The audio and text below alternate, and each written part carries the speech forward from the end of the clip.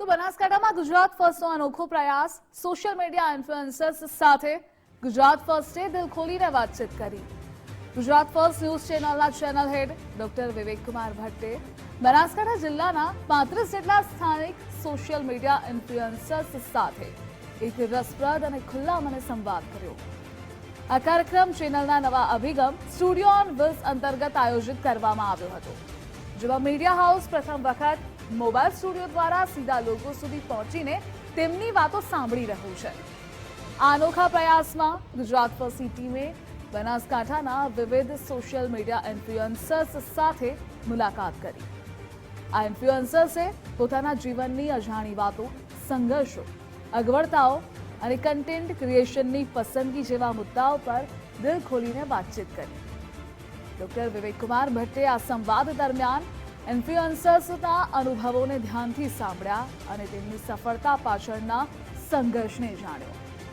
આ કાર્યક્રમથી પ્રથમ વખત કોઈ મીડિયા હાઉસે સોશિયલ મીડિયા ઇન્ફ્લુએન્સર્સની વાસ્તવિક કહાનીઓને જનતા સુધી પહોંચાડવાનો પ્રયાસ કર્યો છે, જેમાં તેમના જીવનના ઉતાર ચઢાવ અને કન્ટેન્ટ બનાવવાની પડકારોને હાઇલાઇટ કરવામાં આવી। સ્ટુડિયો ઓન વ્હીલ્સના આ અભિગમથી ગુજરાત ફર્સ્ટ રાજ્યના વિવિધ વિસ્તારોમાં જઈ સ્થાનિક લોકોની વાતોને પ્લેટફોર્મ આપી રહ્યું છે। આ કાર્યક્રમથી યુવા પેઢીને સોશિયલ મીડિયાના ક્ષેત્રમાં આગળ વધવાની પ્રેરણા મળશે, તેમજ તેમના સંઘર્ષોને સમજવાનો મોકો મળશે।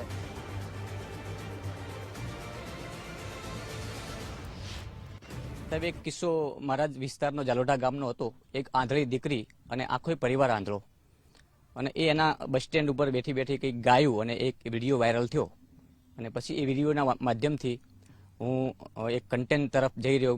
મને એમ કે આ સારું ચાલશે, અત્યારે ટ્રેન્ડિંગમાં એનો વિડીયો ટ્રેન્ડિંગ થઈ ગયો।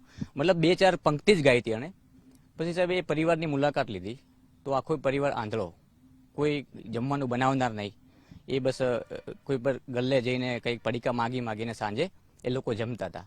તો સાહેબ ત્યાં મેં એક આખું એના પરિવાર વિશે એક કન્ટેન્ટ બનાવ્યું, અને સાહેબ રાજસ્થાન, મધ્યપ્રદેશથી સાહેબ મારા ખાતામાં 1.5 લાખ રૂપિયા જેવા આવ્યા એ પરિવાર માટે, અને મારા માધ્યમથી સાહેબ એ પરિવારને 1 વર્ષનું કરિયાણું આવ્યું।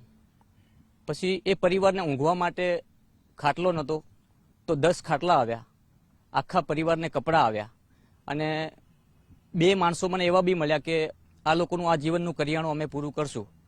પછી સાહેબ એમનું ઘર આખું પડી ગયેલું હતું, તો મારા માધ્યમથી એ ઉજાગર થયું ને તો એ આખા પરિવારને ચારે બાજુ દિવાલ બનાવી આપી। એ બધું નવું સંશોધન કરીએ, નાની નાની વસ્તુથી શું બનાવી શકીએ, એલિમીટર છે, બેટરી છે, કેવી રીતે આપણે પાવર ઉત્પન્ન કરીએ, એવું બધું। અને ઇન્સ્ટામાં પણ વ્લોગિંગનું છે।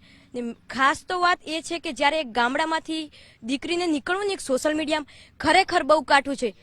જે પાછળથી લોકો વાતો કરીને પપ્પા જોડે આવે છે ને, ખરેખર એકલું રડવું આવે છે।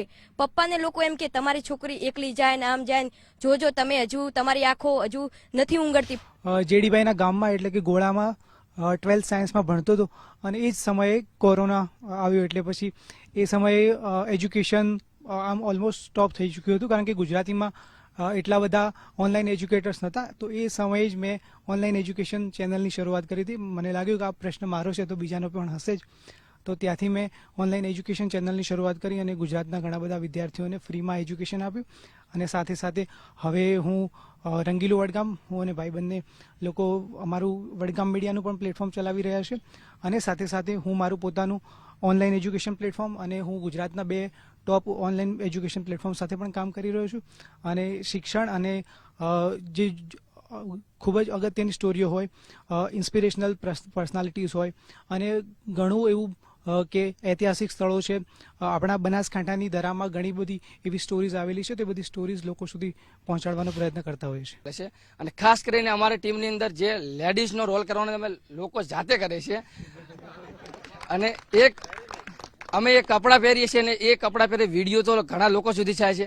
અને ગામની અંદર લોકો અત્યારે આપણે અત્યારે ગામની અંદર છે, એટલે મા બાપ આટલા એજ્યુકેશન ન હોય, એટલે એમને ખબર ન હોય કે આ શું કરે છે, તેમ છતાં અમારા મા બાપ મને ફૂલ સપોર્ટ કરે છે। પરંતુ આજુબાજુના લોકો હોય ને, એ ખૂબ જ અમારી મજાક ઉડાવે છે અત્યારના સમયની અંદર। પરંતુ અમે અમારા કામથી લોકોને એક દિવસ અવશ્ય જવાબ આપશું। અને અત્યારે લોકો અમને કહે છે તમને શરમ નથી આવતી, આવું તમે કામ કરો છો, કે આવો બાયલા વેડા કરો છો, એવી ટાઈપના અલગ અલગ પ્રશ્ન।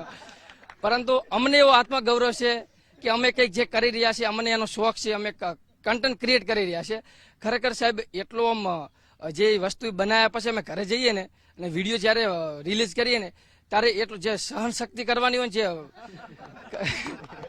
નેક્સ્ટ લેવાની ત્યારે રાખો. એટલે બધા લોકો બીજા શું ખબર છે, અત્યારે અમારા બાજુ આટલું બધું ન હોય ને એમ તારી સગાઈ થવી ખૂબ કાઢી છે. મેં સોશિયલ મીડિયા ચાલુ કર્યું, આજે 1,22,000થી વધારે મારા ફોલોવર્સ છે અને યુટ્યુબના અંદર હું ભારતનો સૌથી મોટો પ્રોજેક્ટ 562 રિયાસત કરી રહ્યો છું, જેના પહેલા દિવસે ચેનલ મોનિટાઈઝ થઈને 5,000 સબસ્ક્રાઈબર થઈ ગયા. અને એના સિવાય એક કલાકાર છું, જેમ દેવજીભાઈએ કીધું એમ હું એ જ જીડી મોદી કોલેજના બહાર ઉભો બોર્ડને જોતો હતો અને મને અમારા એક બારોટ સાહેબ છે જેમને મને ગજેન્દ્રભાઈ જેમને પૂછ્યું કે ફી ભરવાની છે. મેં કીધું ફી તો ભરવી છે, પહેલા ફોર્મ ભરવું છે. પછી મારા પર્સમાં જોયું કે 50 રૂપિયા હતા એટલે એમને એવું કીધું કે ચાલ તારી ફી હું ભરું છું. પછી ગુરુ પાસે લઈ ગયા, એટલે કે હાલના MLA છે એમના ફાધર, જેને અમે બધા ગુરુ કહીએ છીએ. અને પછી ગુરુએ મારી ત્યાં 3 વર્ષની ફી ભરી અને મેં ત્યાં થિયેટર ડ્રામા સ્ટુડન્ટ છું કર્યું. ગુજરાતી ઇન્ડસ્ટ્રીમાં 6થી વધારે ફિલ્મો મેં કરી છે, જે ફિલ્મોમાં મારા ગામના એક ભાઈએ બુધાલાલ આમ કૂટે ને કીધું હતું કે તને પેલી ભાષામાં કે દેશી ભાષામાં બનાસકાંઠાની કે તને ત્યાં કોઈ લેટરની સાફ કરવાય ના રાખે ઇન્ડસ્ટ્રીમાં. આજે મેં ગુજરાતીમાં સારી એવી 6 ફિલ્મો કરી છે અને આવનારા સમયમાં 4થી વધારે લીડ ફિલ્મો આપી રહ્યો છું.